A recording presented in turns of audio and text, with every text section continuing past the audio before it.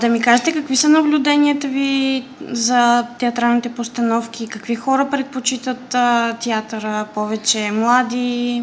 В момента е много радостно, защото аз съм много отдавна в театъра, че почнаха да идват много млади хора, което всъщност по-рано така наречените организирани посещения бяха по-актуални, а сега всъщност те отпадат, което е добро, а всъщност идват самите хора, и то млади, на театър и много повече имаме посещения.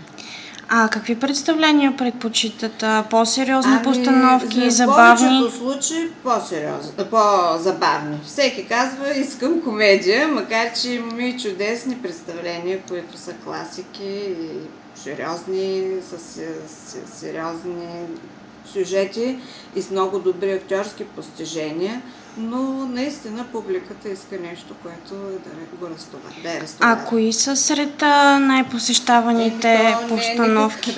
Никаква тайна не е, че най-посещаваното заглавие е Народното творчество на Камен Донев. То е прецедент. Просто в цяла България се търси, идват и го гледат. Имам хора, които са го гледали по 18 пъти.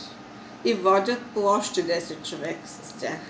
Има ли пиеси, които за другия месец билетите вече са изчерпани за тях? За Народното творчество вече имаме само 30 билета за април.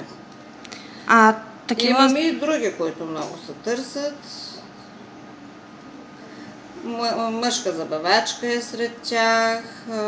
Бай Ганьо има 10 години вече живот. На Мариус.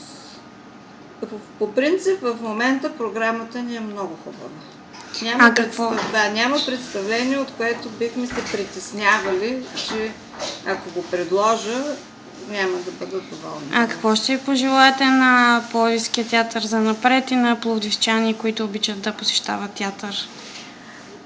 Първо на пловдивчани да идват и да подкрепят театъра, а пък театъра да им предоставя постановки, които ще им се харесат.